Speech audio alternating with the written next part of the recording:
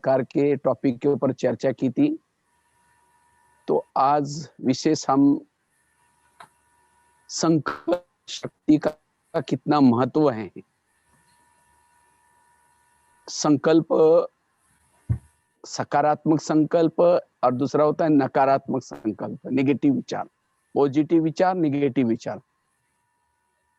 तो संकल्प शक्ति का कितना महत्व है इसके बारे में चर्चा करेंगे। वैसे तो संकल्प से सारा कल्प चलता है। संकल्प से शब्द बनते, संकल्प से वृत्ति बनती है, संकल्प से भावनाएं बनती है, संकल्प से वृत्ति बनती है, दृष्टिकोण बनता है, व्यवहार बनता है। सारा खेल है संकल्प का। अगर हमारे संकल्प पॉजिटिव है, हमारी वृत्ति पॉजिटिव, हमारे बोल पॉजिटिव, दृष्टिकोण पॉजिटिव, सब कुछ पॉजिटिव। हमारी सारी समस्याओं का मूल जड़ है संकल्प। इसलिए हमें अगर परिवर्तन करना है, व्यवहारों में परिवर्तन करना है, संस्कारों में परिवर्तन करना है, वृत्ति को परिवर्तन करना है, तो हमें संकल्प में परिवर्तन करने की जरूरत है। संकल्प आत्मा का भोजन है। जैसे शरीर का भोजन अगर सड़ा गला है तो शरीर को अनेक प्रकार की बीमारियां लगती है। इसी तरह अगर हमारे संकल्प निगेटिव है तो आत्मा को विभिन्न प्रकार की बीमारियां लगती है। अगर काम विकार के संकल्प हम आत्मा को देंगे तो काम विकार की बीमारी लगेगी। क्रोध के संकल्प देंगे, क्रोध आएगा। तो जैसे आत्मा को हमने संकल्प दिया वैसी बीमारियां लग गई। अब उन बीमारियों से मुक्त करना है तो उसी प्रकार की हमें संकल्प देने की जरूरत है। इसलिए सारा खेल संकल्प का है। वास्तव में बाबा की जो मुरली है, ये मुरली भी क्या है? संकल्प। मुरली से हमें पॉजिटिव संकल्प मिलते हैं। इसलिए बाबा कहते हैं रोज पढ़ाई जरूर पढ़ो, क्योंकि पढ़ाई पढ़ने से हमारे संकल्प पॉजिटिव सकारात्मक बनते हैं।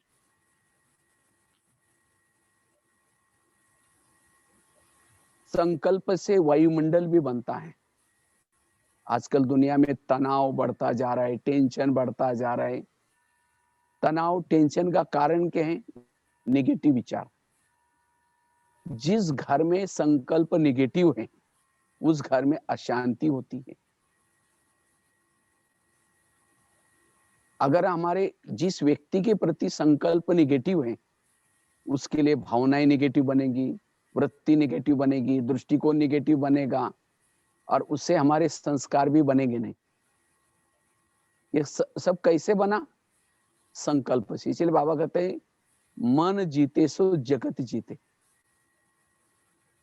मन जीतने के बाद हम जगत को जीत सकते हैं। तो मन को जीतना मतलब क्या करना? अपने संकल्प को सकारात्मक बनाना। जिसके संकल्प नेगेटिव चलते हैं उस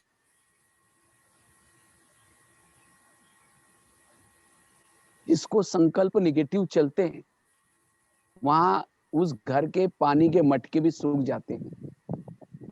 जहां संकल्प नेगेटिव है, तनाव, 10 मतलब 10 और सन मतलब बच्चे, टेंशन मतलब 10 बच्चे। जैसे कई दुनिया में किसी के 10-12 बच्चे हैं, माँ बाप जब शांति से बैठेंगे, एक आएगा कहेंगे पापा जी मुझे कपड़े चाहिए, उसको भगाओ, दूसरे को कहेगा पापा जी मुझे परीक्षा की फी देने। जितने बच्चे उतनी समस्या भी ज्यादा। इसीलिए कहते हैं ना छोटा परिवार सुखी परिवार। तो हमारे बच्चे ब्राह्मणों के कौन से हैं? संकल्प ही हमारे बच्चे हैं। हमारे भी अगर जितनी ज्यादा संकल्प ज्यादा होंगे उतनी हमें भी शांति नहीं होगी। हम शाम को योग में बैठेंगे, शुरू करेंगे मैं आत्मा हूँ, शांत स्वरूप हूँ, फिर कहेंगे मेरे को क्यों बोला। वो सारा दिन के जो पैदा किए हुए संकल्प वो आएंगे, हमें तंग करेंगे। इसलिए जितने हमारे संकल्प कम, संकल्प पॉजिटिव, उतने हमें शांति का अनुभव हम कर सकेंगे। इसीलिए बाबा कहते बच्चे संकल्प को सकारात्मक बनाओ। ये हम जो सोमानों के अभ्यास करते हैं, सोमानों के अभ्यास करने से भी हमारे संकल्प पॉजिटिव, सकारात्मक चलते हैं। वास्तव में आत्मा कोई चीज नहीं है। जिसके संकल्प ज्यादा चलते हैं, नेगेटिव चलते हैं, वो देह के भान की अनुभूति करता है, देह भान होता है। और जिसके संकल्प कम, पॉजिटिव, सकारात्मक, उतना आत्मा की अनुभूति कर सकता है। संकल्प को बचाने से हमारा समय बच जाता है, शक्तियां बच जाती हैं, सारे खजाने बच जाते हैं। इसलिए हमारा गीत है ना, यूं तो कोई धन नहीं गंवाना, लेकिन संकल्प का धन है, इसको कभी नहीं गंवाना है। इसलिए संकल्प शक्ति का बहुत बड़ा महत्व है। और संकल्प से सतयुग का कारोबार चलता है, सतयुग त्रेता का। सतयुग में कोई टेलीफोन नहीं होगा किसी से बात करने का, हम संकल्प करेंगे किसी से, वहां टच होगा उसको। आजकल बाबा कहते मनसा सेवा करो। ये मनसा सेवा भी कौन कर सकता है? जिसके संकल्प सकारात्मक है, पॉजिटिव है, वो मनसा सेवा कर सकता है। इतना ही नहीं, निरंतर योगी बन सकता है। जिसके संकल्प सकारात्मक है, रात को सोया है तो भी उसका योग लगा रहेगा, रास्ते में चल रहे तो भी योग लगा रहेगा। निरंतर योगी बनने का आधार है सकारात्मक विचार, पॉजिटिव थिंकिंग, सकारात्मक रहना। आजकल शरीर की 70% जो बीमारियां हो रहे हैं, 70%, बाकी 30% खान पान के कारण, कोई हमारे पिछले जन्मों के हिसाब किताब के कारण, माँ बाप के माँ बाप अगर बीमार हैं तो भी वो आ जाते हैं। बाकी 70% जो बीमारियां होती हैं, निगेटिव विचारों से, तनाव, टेंशन में आने से। इसीलिए कहते हैं ना, जिसका पाँव गरम, पेट नरम, दिमाग ठंडा, उस घर में कोई डॉक्टर है उसको मार दो डंडा। अर्थात जिसके पाँव गरम रहते हैं, पाँव गरम करना अर्थात एक्सरसाइज करना, वॉकिंग करना,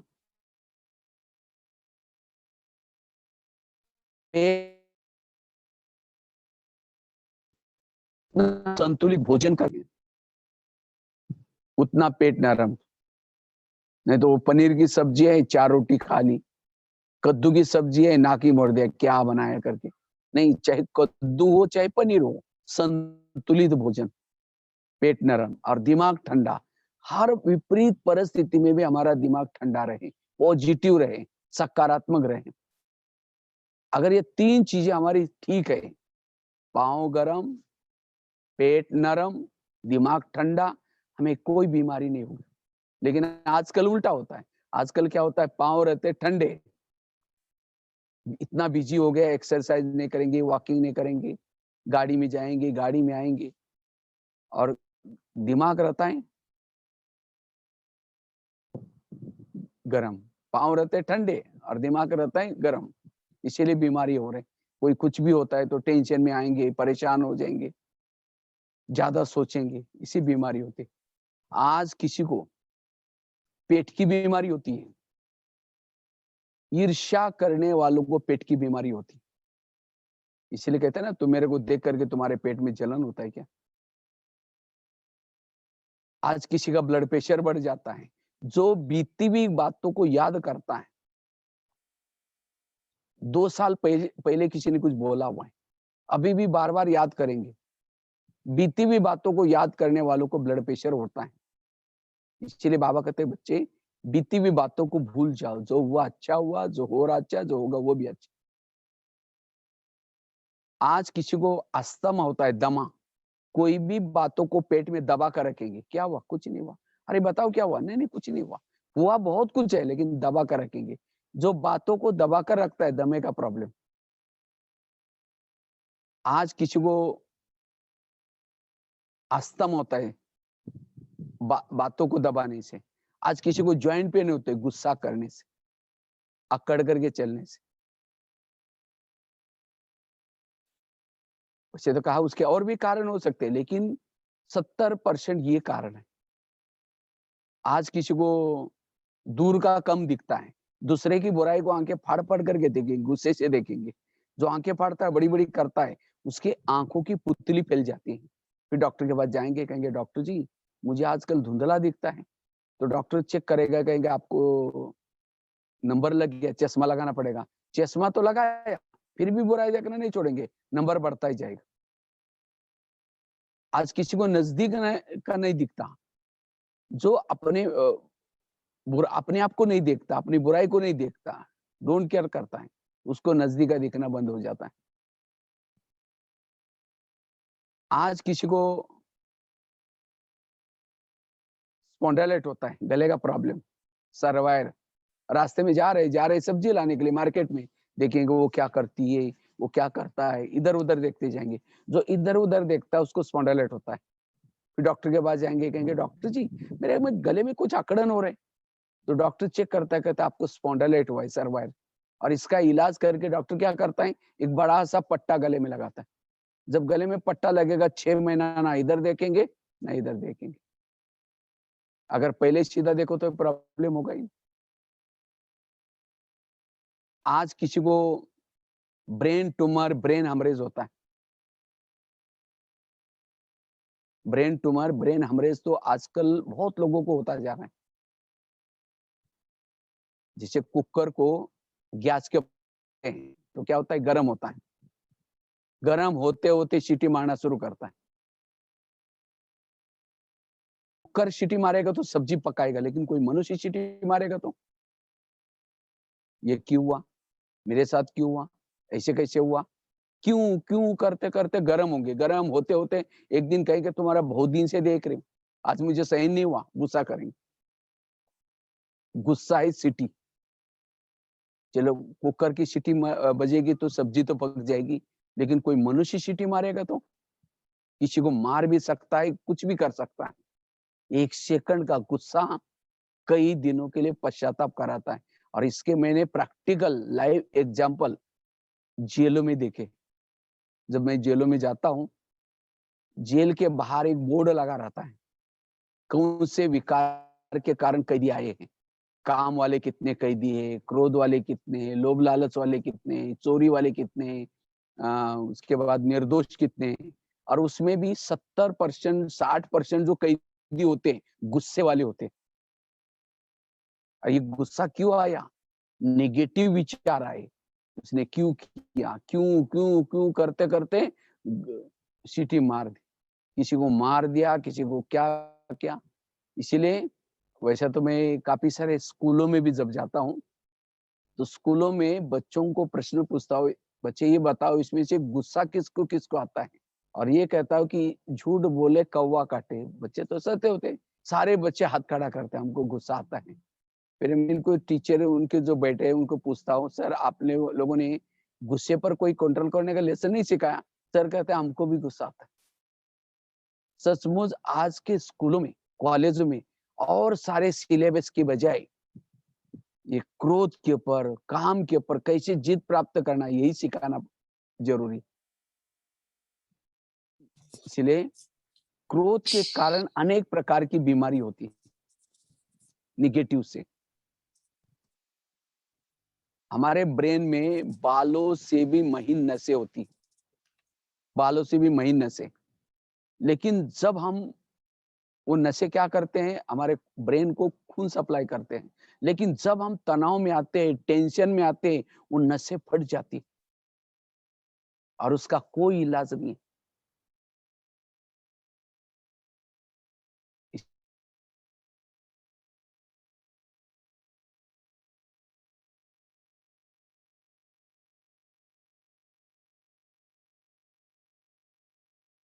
₹100 का गुस्सा करेंगे हार्ट में प्रॉब्लम आएगा, 10 लाख रुपए का ऑपरेशन करना पड़ेगा। कितनी समझदारी। ये सारा जो गुस्सा आया, कारण क्या हुआ? नेगेटिव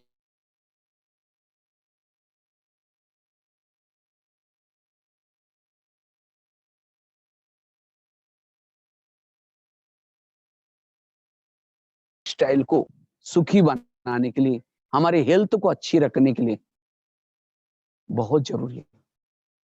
और जो जितना पॉजिटिव रहता है, सकारात्मक रहता है, बीमारी से बच सकता है। आजकल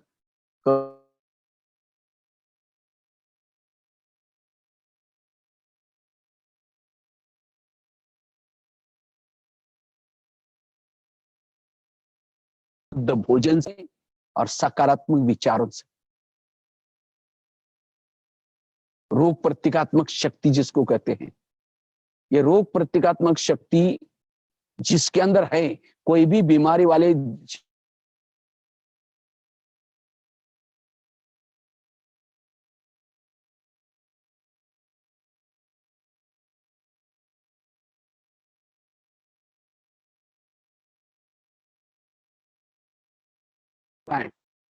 ना, उसके अंदर रोग प्रतिकात्मक शक्ति ज्यादा होती है। लेकिन आजकल सब नाजुक बनते जा रहे हैं। और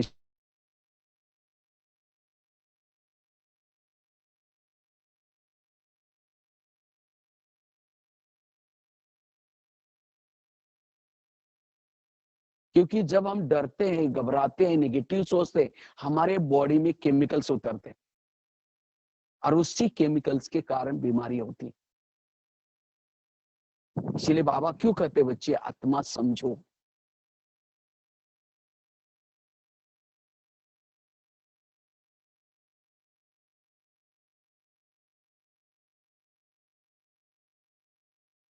ऐसी बीमारी आएगी, जैसे अभी कोरोना क्या आई, बाबा ने तो पहले मुरली में कहा था कि ऐसी बीमारी आएगी जिसकी दवाई भी नहीं मिली। वास्तव में ब्रह्मा कुमारी का केंद्र, ये भी एक बहुत बड़ा हॉस्पिटल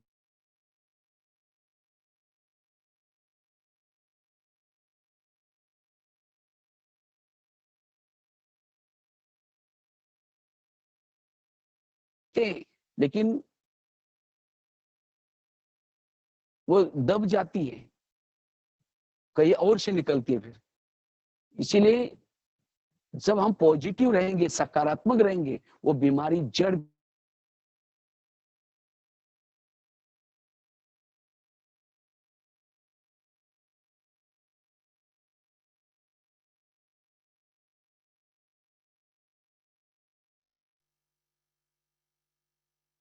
होने के लिए हमें क्या करना है? हमेशा पॉजिटिव रहना है। आपका कुछ भी चला जाए, कभी भी टेंशन तनाव में नहीं आओ, सदा पॉजिटिव रहो। तो सभी बीमारियों का जड़ है नकारात्मक विचार, निगेटिव सोचना, विरत सोचना। विरत सोचने से समय चला गया, संकल्प चले गए, कई शक्तियां चली गई। इसीलिए सदा इसीलिए आजकल डॉक्टर के पास भी जाते हैं तो डॉक्टर क्या सलाह देता है? खुश रहो, टेंशन में नहीं हो। लेकिन खुश रहने के लिए कोई टैबलेट नहीं देता। लेकिन बाबा हमें कितनी टैबलेट देता है। ये मुरली का एक एक पॉइंट, ये हमारे लिए टैबलेट्स है। जो हुआ अच्छा हुआ। अब मास्टर सर्वशक्तिमान हो, कलब कलब की विजय आत्मा हो, ये क्या है? टैबलेट्स है। और इस टैबलेट्स का कोई भी साइड इफेक्ट नहीं है। दुनिया में अगर जो टैबलेट्स खाते हैं, दवाई खाते हैं, उसके साइड इफेक्ट भी हो सकते हैं, लेकिन यहाँ की पॉजिटिव विचारों से साइड इफेक्ट भी नहीं होगा। इसलिए हमें सदा पॉजिटिव रहना है, सकारात्मक रहना है।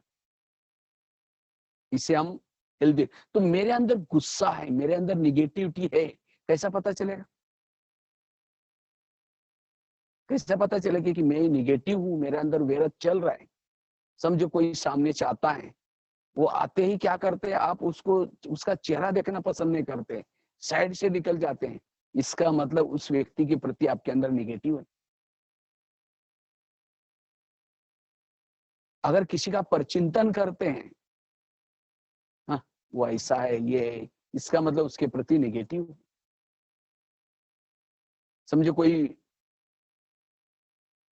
पति की महिमा कर रहा है आपके सामने, तुम्हारा पति तो बहुत अच्छा है, वो तो देवता है, तेरे को क्या पता वो कैसा है, मैं ही जानती हूँ।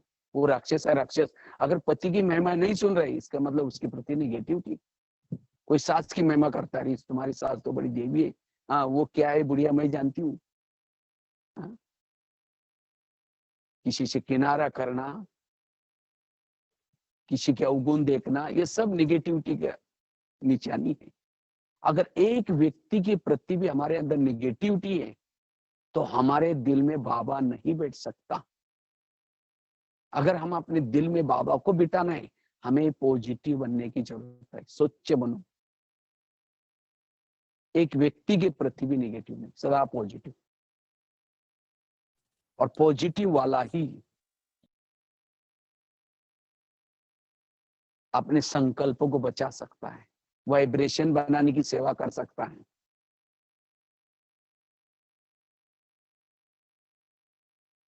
पॉजिटिव वालों के सामने समस्या आएंगी, बातें आएंगी, लेकिन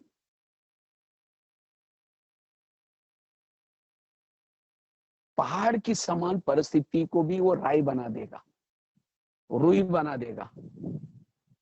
पॉजिटिव वालों के सामने बातें आएंगी, परिस्थिति आएंगी, वही परिस्थिति को वो पॉजिटिव रूप लेकर के वो परिस्थिति उसके लिए वरदान बन जाएगी।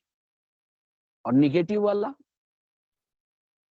निगेटिव सोच सोच करके वही समस्या उसके लिए अभिश्राप बन सकती है, अभिशाप बन जाती है।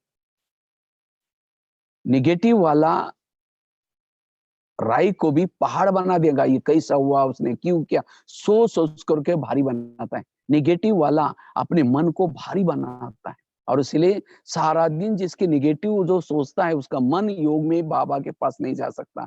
परम धाम में मन जाने के लिए मन हल्का चाहिए। वास्तव में बाबा का जितना भी ये ज्ञान है, हमें बाबा ने सुनाया, ड्रामा का ज्ञान, कर्मों का ज्ञान, जो ये सारा ज्ञान हमें पॉजिटिव बनने के लिए। इतना सारा ज्ञान होने के बाद फिर भी अगर मैं निगेटिव हूं, इसका मतलब मैंने ज्ञान को समझा ही नहीं, ड्रामा को समझा ही नहीं, कर्म गति को समझा ही नहीं। इसलिए पॉजिटिव बनना, और पॉजिटिव वाला सदा खुश रह सकता है। खुशी जैसी खुराक नहीं, गम जैसी बीमारी नहीं है। इसलिए सदा पॉजिटिव। तो हम हर परिस्थिति में पॉजिटिव कैसे रहे, उसके लिए हमें क्या पुरुष है। वैसे तो पॉजिटिव की महिमा अपरंपार है। पॉजिटिव सोचने वालों के अंदर दैवी गुण आते हैं, और निगेटिव सोचने वालों के अंदर आसुरी गुण और आसुरी शक्ति आती है।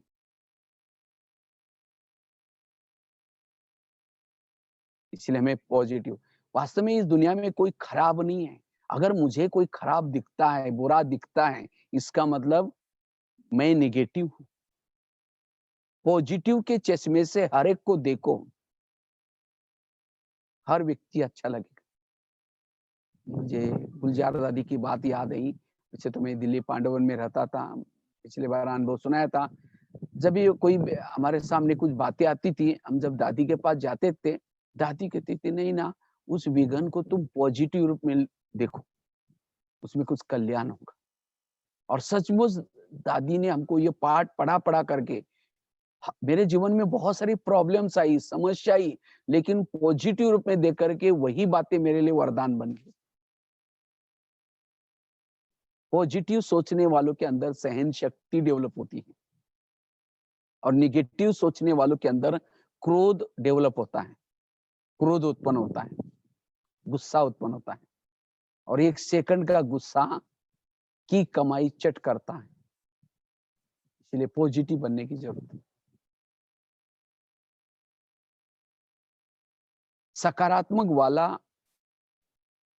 निराकारी, निर्विकारी, निरहंकारी रहेगा। सदा निरहंकारी, निर्विकारी रहेगा। आकाश के चंद्रमा को पानी में देखना है, पानी स्थिर चाहिए। के को मन में देखना है, हमारा मन स्थिर चाहिए। तो हर विपरीत परिस्थिति में भी हम अपने मन को पॉजिटिव कैसे रखें, उसके लिए क्या पुरुषार्थ है। मैं ये अभी मतों गिनाया, पॉजिटिव सोचना वर्तमान समय कितना जरूरी है, निगेटिव के क्या परिणाम होते हैं, ये तो हमने काफी सारे जेलों में इसका परिणाम देखे लोगों के। जैसे बताया था मैंने पिछले बार भी अनुभव, हमने तो करीबन 800-900 कारागारों में जाकर के कैदियों की सेवा की। निगेटिव वाला जेलों की चक्कर काटेगा, पुलिस स्टेशन की चक्कर काटेगा, कोर्ट कचहरी की चक्कर काटेगा, हॉस्पिटल की चक्कर काटेगा निगेटिव वाला। और ये जो स्थान गिनाए, ये सब जेब को खाली करने वाले स्थान है। इसीलिए पॉजिटिव बनो। पॉजिटिव वाला समस्याओं का समाधान करेगा, कारणों का निवारण करेगा। उसके सामने कोई समस्या नहीं होगी, नो प्रॉब्लम। और जो नो प्रॉब्लम की स्थिति में रहता है, वही लाइट माइट बन सकता है, हल्का बन सकता है। अभी कुछ दिन पहले महाराष्ट्र वाला जोन था, उसमें रिवाइज मुरली चलाई थी बाबा ने। सभी के सिर पर ताज पहनाया था, नो प्रॉब्लम का ताज। इसी तरह हमें भी नो प्रॉब्लम का ताज पहना है, कोई भी प्रॉब्लम नहीं मेरे जीवन में। वास्तव में प्रॉब्लम हमें आगे बढ़ाने के लिए आती है। जैसे बच्चों की परीक्षा आती है, वो कोई इसके लिए नहीं, उस बच्चों को आगे बढ़ाने के लिए। इसी तरह हमारे जीवन में जो प्रॉब्लम्स आते हैं, वो हमें आगे बढ़ाने के लिए आते हैं। अगर जीवन में प्रॉब्लम ना होते तो हम आगे बढ़ते कैसे? लेकिन कौन आगे बढ़ सकता है? जो पॉजिटिव है, रहता है, पीछे जाता है। निगेटिव सोचना अर्थात दलदल में फंसना। एक पाँव निकालो और दूसरा जाएगा और तीसरा, धंसते ही जाएंगे। और पॉजिटिव सोचने वाला उस दलदल से निकल जाता है। तो हम हर परिस्थिति में पॉजिटिव कैसे रहे, सकारात्मक कैसे बने, उसके लिए 6-7 बातें हैं। लेकिन आज केवल हम एक बात के ऊपर चर्चा करेंगे। हर विपरीत परिस्थिति में पॉजिटिव कैसे रहे, इसके लिए कर्म गति का ज्ञान होना बहुत जरूरी है। जिसको ये कर्म गति का ज्ञान है, वो हर विपरीत परिस्थिति में पॉजिटिव रहेगा।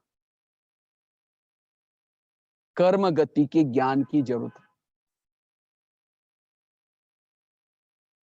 वर्तमान के हमारे जो प्रॉब्लम्स है, हमारे ही कोई ना कोई जन्मों में बोए हुए कर्मों का परिणाम है। इसलिए कोई किसी का दोष नहीं है। कई कहते हैं मैं इसके रास्ते में कभी जाता नहीं, मैंने इसका कभी कुछ बिगाड़ा नहीं, फिर भी ये व्यक्ति मेरे साथ ऐसा क्यों करता है? टाली कभी भी एक हाथ से नहीं बजती, टाली के लिए 2 हाथ चाहिए। अगर कोई व्यक्ति मेरे साथ ऐसा वैसा करता है, इसका मतलब मैंने भी कभी किया था। भले ही जन्म में नहीं किया, लेकिन कोई ना कोई जन्म में जरूर किया है। सब जो कोई सास है, बहू को तंग कर रहे हैं, परेशान कर रहे हैं, बहू तनाव में आ रहे हैं, टेंशन में आ रहे हैं। कभी कभी तो ऐसी बहू तो सुसाइड भी करती। आत्मा कभी भी सुसाइड नहीं होती।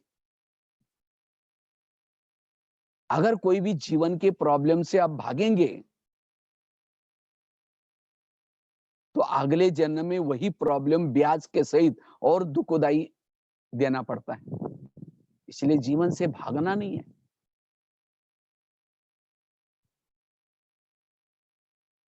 हमें उस आए हुए प्रॉब्लम को क्या करना है? ज्ञान और योग के आधार से समाधान करना है, पॉजिटिव रहना है।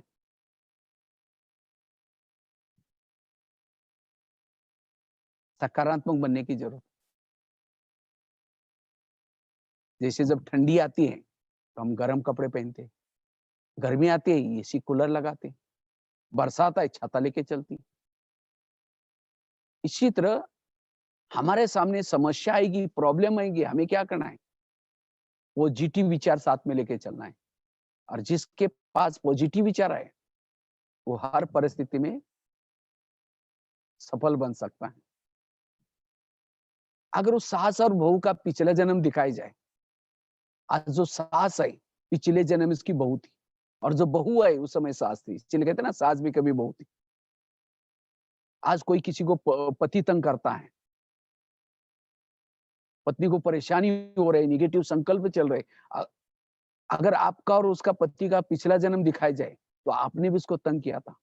एक बहुत बड़ी संसार की एक सीक्रेट बात आपको सुनाता हूँ। आपके आसपास के जितने भी लोग हैं, कोई आपको देने के लिए, कोई आपसे लेने के लिए। आपका पति है, आपके बच्चे हैं, आपके फ्रेंड्स है, आपके ऑफिस वाले, ये सब और कोई नहीं है। पिछले जन्मों के कार्मिक अकाउंट को चुक्त करने वाले लोग हैं। कोई आपको देने के लिए, कोई आपसे लेने के लिए। और जिन्होंने इस लेने देने के गुह्य गति को समझ लिया, वो कभी भी निगेटिव नहीं सोचेगा।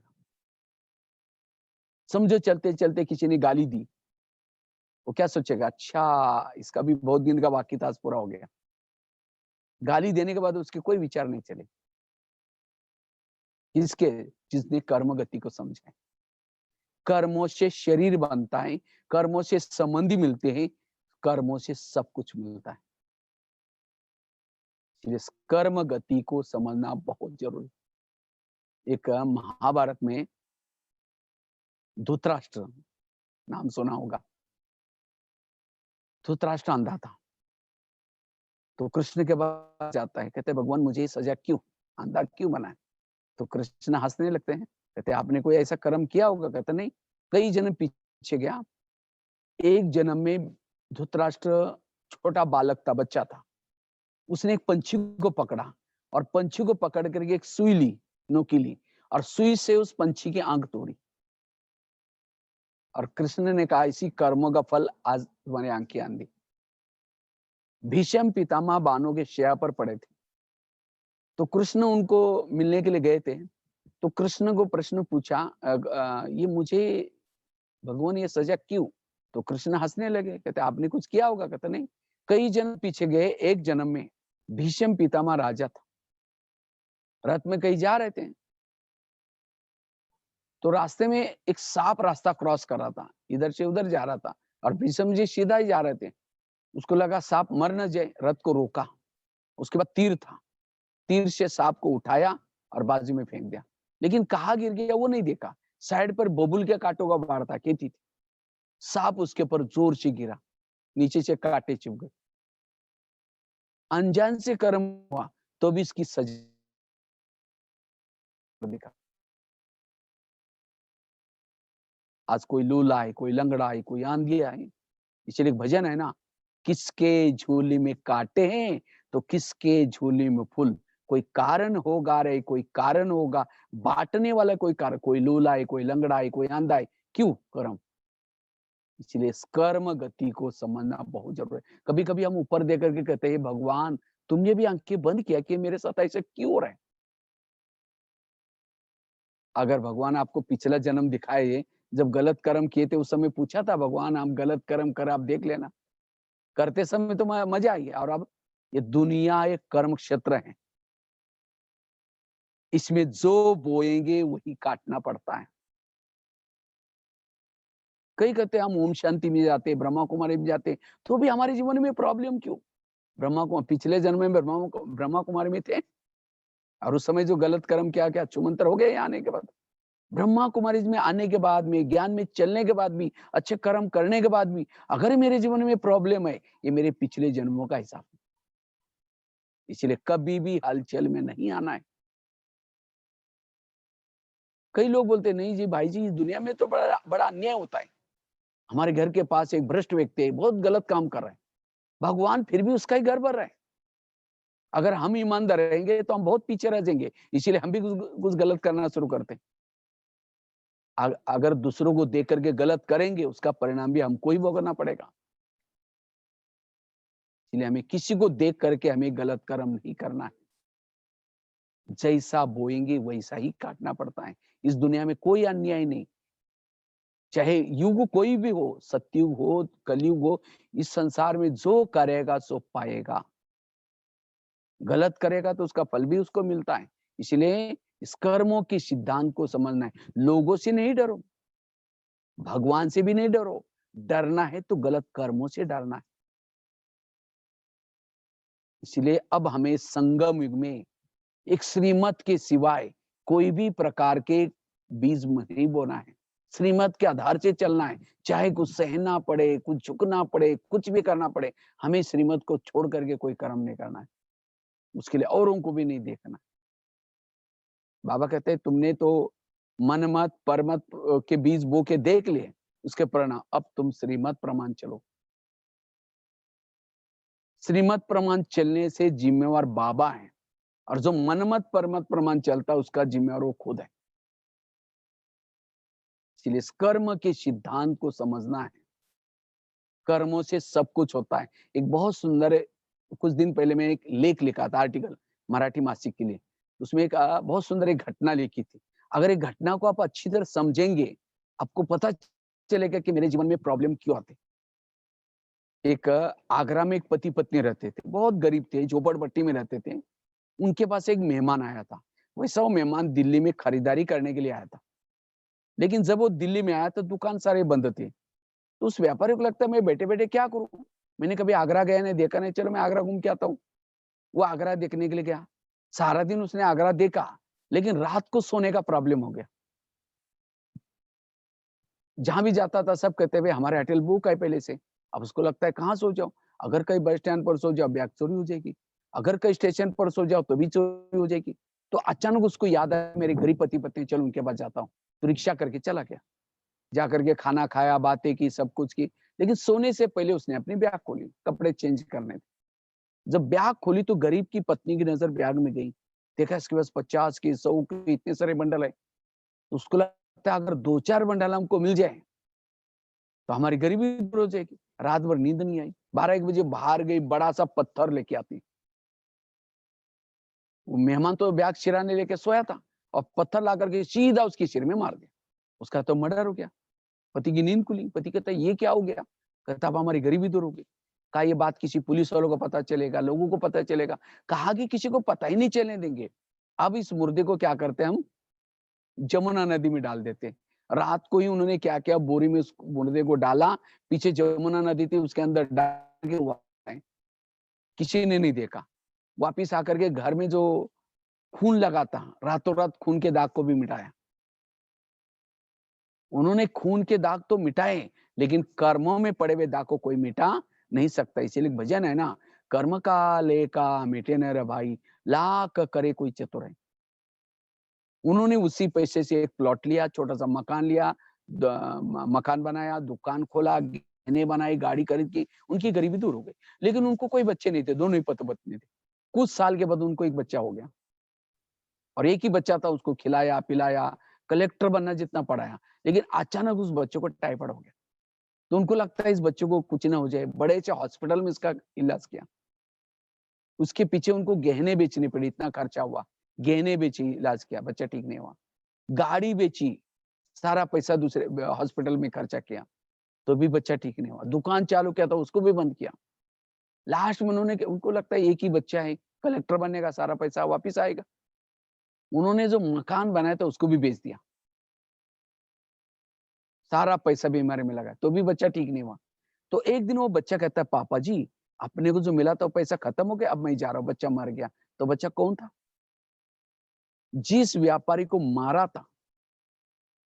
आत्मा तो मरती नहीं, और अंतमति सो गति, अंतिम समय जिस आत्मा को जो याद आता वह जन्म होता है।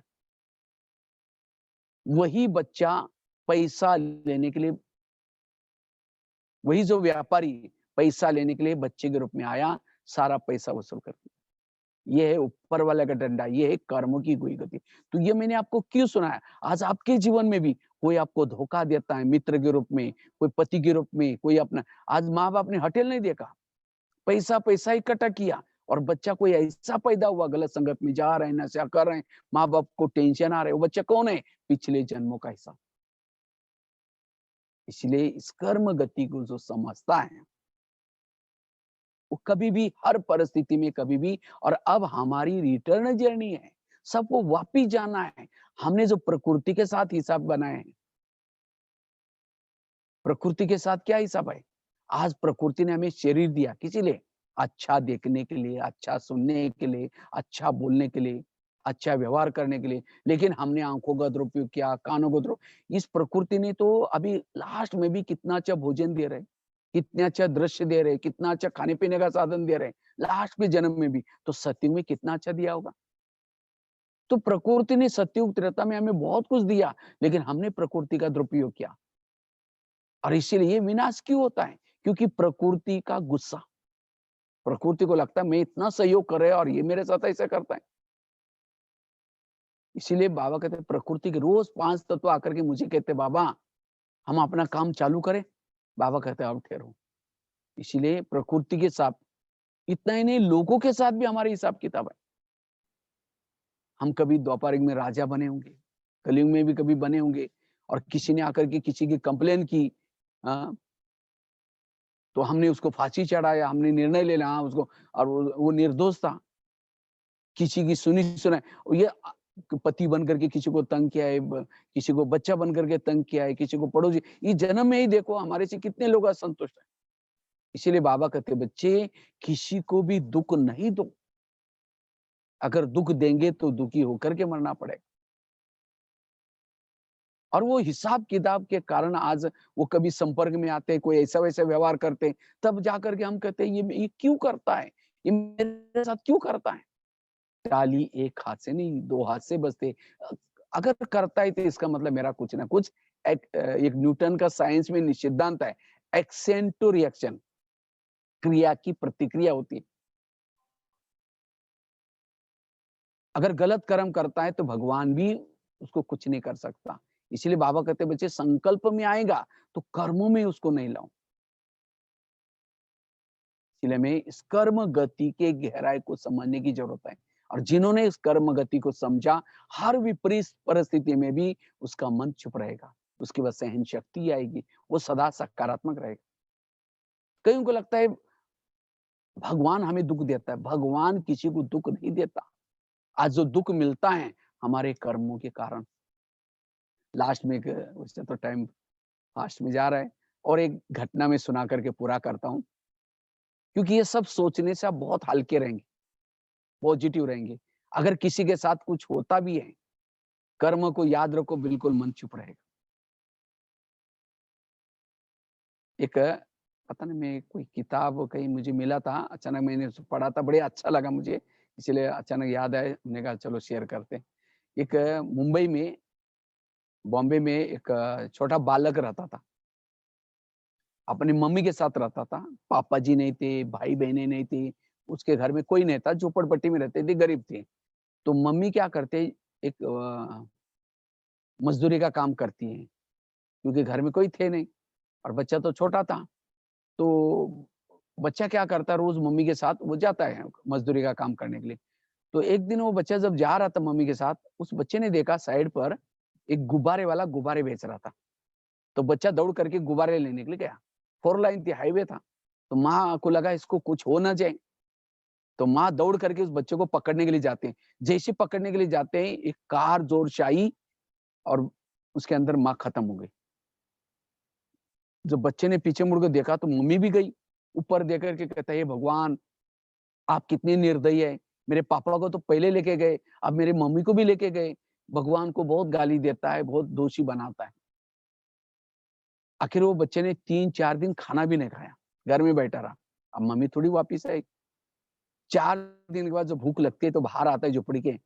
तो पड़ोसी ने देखा, पड़ोसी एक व्यक्ति था, उसने देखा कि बच्चा 4 दिन से घर से बाहर भी नहीं आया, अभी इसको कोई है ही नहीं। तो उसने कहा, बेटा मेरा चाय का दुकान है, तुम आओ मेरे पास। तो बच्चा क्या करता है, चाय की दुकान पर जाता है, तो उसको चाय बेचने का काम करता है। उसका वो व्यक्ति क्या करता है, खाने पीने का प्रबंध करता है। लेकिन वो चाय वाला बहुत गुस्से वाला था। एक दिन उस बच्चे से थोड़ा ग्लास गिरा, बहुत गुस्सा किया। वो बच्चा बड़ा निराश हो गया, उसको ऊपर देख के कहता है, भगवान, इतना दिन तो मुझे, मैं गरीब था, ये होता था, फिर अभी मुझे देखो ये डांट रहा है, ये कर रहे हैं।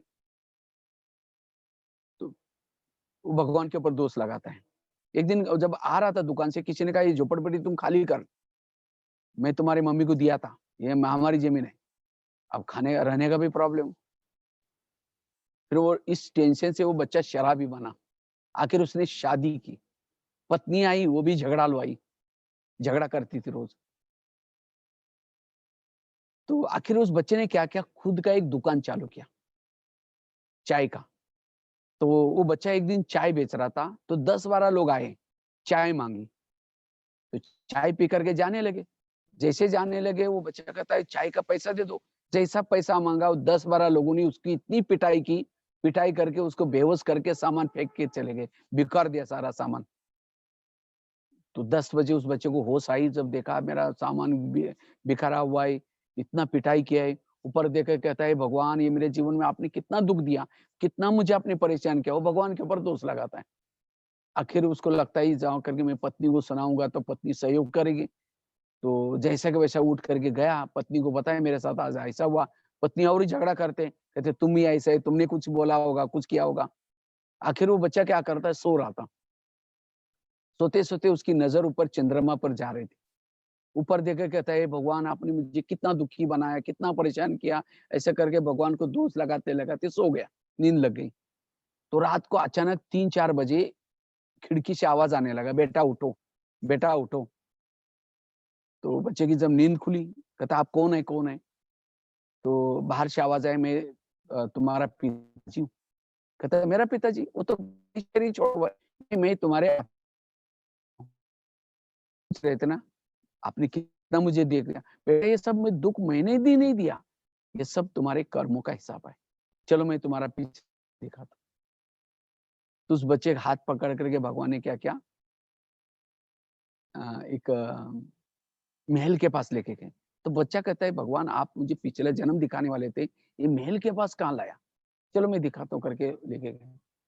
तो जैसे अंदर गए, तो कुछ सिपाही क्या कर रहे थे, कैदियों को चाबुक से मार रहे थे। कुछ सिपाही कैदियों को चाबुक से मार रहे थे। तो बच्चा प्रश्न पूछता है कि भगवान इनको क्यों मार रहे हैं? तो भगवान ने कहा इनके राजा ने इनको पकड़ करके मारने के लिए ऑर्डर किया है। इनकी क्या गलती? तो भगवान ने कहा ये कैदी कौन है पता है? जिस चाय वालों ने जिस लोगों ने तुमको मारा था, उनका ये पिछला जन्म है। फिर कहता मारना चाहिए, बड़े खराब थे। जैसे आगे गए, राजा बैठा था, मंत्री बैठे थे, मदिरा पी रहे थे। एक बच्चे से ग्लास मंगवाया था, तो बच्चा थोड़ा देरी से आया, तो राजा को गुस्सा आता है। जैसा गुस्सा आता है, बच्चे के ऊपर गुस्सा करता है, ग्लास और टूट गया, गिर गया। तो वो बच्चा पूछता है उसको, ये भगवान ये राजा इस छोटे बच्चे को क्यों डांट रहे हैं? भगवान ने कहा, "हाँ, इसका स्वभाव ही ऐसा है।" लेकिन भगवान ने कहा, "ये बच्चा कौन है पता है? जिस चाय वाले ने तुमको डांटा था, उसका पिछला जन्म है।" फिर कहता, "हाँ, डांटना चाहिए, बड़ा खराब था।" जैसे आगे गए, एक अंडरग्राउंड में एक बैठा था, जिसके पाँव में बेड़ियाँ डाली थी, खाना फटे हुए कपड़े पहने थे, ऐसा बैठा था। तो बच्चे ने पूछा, "भगवान ये कौन है?" कहा कि, "ये राजा का बड़ा भाई है।" कहते, "राजा का बड़ा भाई? इसके साथ ये ऐसी हालत?" कहा कि, "ये राजा ये बनने वाला था, क्योंकि बड़ा था ये। लेकिन जो अभी ये राजा बना है, इसने अपनी कुर्सी के चक्कर में क्या किया, इसको देशद्रोही साबित किया और इसको क्या किया, ऐसा हालत करके उसको ये कर दिया, अंडरग्राउंड में रख दिया, बंदी बनाया।" लेकिन भगवान ने कहा, "ये कौन है पता है? ये तुम्हारे पत्नी का पिछला जन्म है।" इसका मतलब राजा कौन था? वही जो छोटा बालक था, पिछले जन्म में राजा था। राजा बन करके उसने कैदियों को मारने के लिए ऑर्डर की। वही कैदी चाय पीने के बहाने आए, अपना बदला ले लिया। उस बच्चे को डांटा था राजा बन करके, वही बच्चा चाय वाला बन करके अपना बदला ले लिया। वो भाई के साथ ऐसा किया, वही भाई पत्नी के रूप में आकर के अपना रोज झगड़ा करता था। इतना ही नहीं, भगवान ने कहा तुमने राजा बन करके अनेक झोपड़ी को जलाया था, अनेक बच्चों को मरवाया था, और इसीलिए आज तुम्हारे कोई भाई नहीं है, तुम्हारे रहने का मकान नहीं है। तुमने राजा बन करके क्या-क्या किया था। उस बच्चे के जीवन में जो प्रॉब्लम है, क्या भगवान ने दी? भगवान किसी को प्रॉब्लम नहीं देता। प्रॉब्लम आते हैं हमारे ही कर्मों से। तो ये क्यों बातें सुना रहे हैं? कि हमारे जीवन में जो वर्तमान में छोटी-छोटी जो बातें आती है, प्रॉब्लम आते हैं, ये हमारे ही कोई ना कोई पिछले जन्मों का हिसाब है। इसीलिए जो इस कर्म गति को समझता है, कभी भी किसी को दोष नहीं लगाएगा। दोष है तो मेरे खुद के कर्मों का, कोई किसी का दोष नहीं, सभी निर्दोष हैं। इसलिए अब हमें इस कर्म गति को समझना है, तब हमारे कभी भी संकल्प नहीं चलेंगे। सदा हम सकारात्मक रहेंगे, हम पॉजिटिव रहेंगे। इसलिए वर्तमान समय अगर हमें पॉजिटिव रहना है, इस कर्म गति की गहराई को समझना ज़रूरी है। और भी कई एग्जाम्पल है, फिर अगले क्लास में इसी क्लास को हम लोग कंटिन्यूशन करेंगे। संकल्पों को बचाने के लिए क्या क्या पुरुषार्थ करें। एक तो कर्म गति को याद रखना, संकल्प से वायुमंडल बनता है। अभी हमें सदा पॉजिटिव रह करके वायुमंडल बनाने की सेवा करनी है। और जो सदा संकल्प को बचाता है, पॉजिटिव रहता है, उसके अंदर अन्य शक्ति आती है। सहन शक्ति बड़ी बहन है, बाकी शक्तियां उसकी छोटी बहनें हैं। अगर आपके पास सहन शक्ति आई, बाकी सारे वैल्यूज आएंगे। लेकिन सहन शक्ति का आधार है पॉजिटिव रहना, सकारात्मक रहना। इसलिए वर्तमान समय यही पुरुषार्थ हमें करना है और इससे हम हल्के बनेंगे। वास्तव में ब्राह्मण जीवन हमारा विद्यार्थी जीवन है, फरिश्ता हमारी डिग्री है, देवता हमारी नौकरी है। लेकिन फरिश्ता कौन बन सकता है? जो सदा हल्का रहता है, पॉजिटिव रहता है, अपने संकल्पों को बचाता है। इसलिए संकल्प को बचाना है, संकल्पों को भी डिस्टर्ब नहीं करना है। व्यर्थों से मुक्त, तनाव, टेंशन, डर, भय से मुक्त रहना है। ठीक है, ओम शांति। ओम शांति। योग करते हैं 3 मिनट। हाँ जी, मैं वैसे तो आज मैं इधर था, जो मानसरोवर बना है ना, हाँ जी, मानसरोवर के 6ठी मंजिल पर बैठा हूँ। वहाँ पीछे जो देख रहे हो, वो वहाँ ऊपर छत पर घास लगाया हुआ है पूरा। हाँ जी, मैं वहाँ मैं बैठा हूँ ऊपर। हाँ जी, हाँ जी, गार्डन भट्टी में दिखाई आया था देता। तो मैं सोचा, हाँ जी, हाँ जी, पूरा गार्डन बनी है मस्त। उसी में बैठा हूँ। मैं बोला क्या यहाँ टावर नहीं आता ना नदी पर, तो इसीलिए फिर छत पर जा करके तो मैं बोला चलो छत से कर लेते। हाँ जी, ठीक है, ओम ये बहुत अच्छा टॉपिक है। इसको ही हम दो तीन क्लास में कंटिन्यूशन करेंगे। जरूर ठीक जरूर, है, जितना भी टाइम लेना हाँ जी, पर डिटेल समझेंगे, हाँ हाँ जी, क्योंकि हम तो एवरी सैटरडे सुनेंगे ना, तो कोई जल्दी हाँ जी, नहीं। हाँ जी, हाँ जी, ठीक हाँ ठीक, जी, इसलिए मैं हाँ बोला। जी, हाँ जी, थैंक ओम यू। शांति।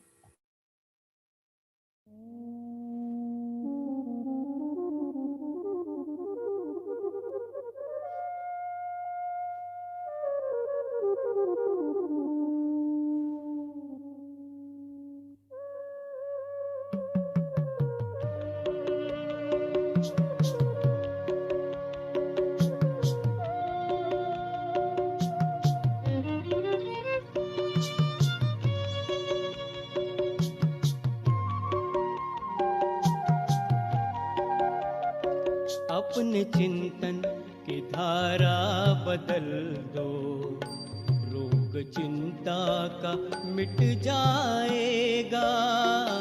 कर तपस्या करो याद शिव को, दिल को आराम मिल जाएगा।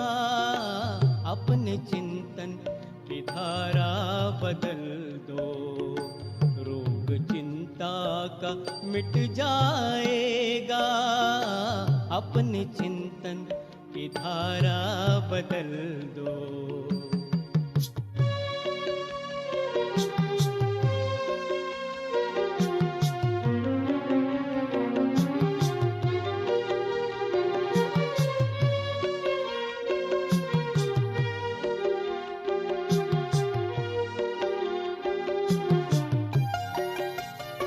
जिंदगी की इमारत बनी है, ख्याल जैसा भी तुमने किया है। जिंदगी की इमारत बनी है, ख्याल जैसा भी तुमने किया है। बीज बोया है जैसा भी मन में, फल उसी का तो तुमने लिया है।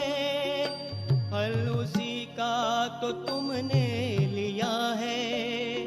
स्नेह शुचिता के संकल्प लाओ, दर सुखों का वो खुल जाएगा। अपने चिंतन की धारा बदल दो, रोग चिंता का मिट जाएगा। अपने चिंतन की धारा बदल दो।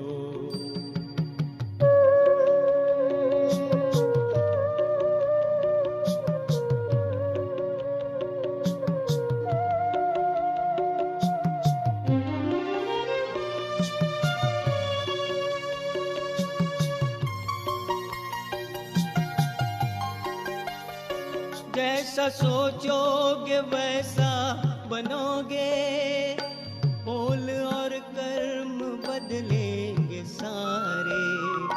जैसा सोचोगे वैसा बनोगे, बोल और कर्म बदलेंगे सारे। कर्म में योग कर दो शामिल, योग ही जिंदगी को सवारे, योग ही जिंदगी को सवारे। अपनी वाणी से अमृत लुटाओ, बोल वरदानी बन जाएगा। अपने चिंतन की धारा बदल दो, रोग चिंता का मिट जाएगा। अपने चिंतन की धारा बदल दो।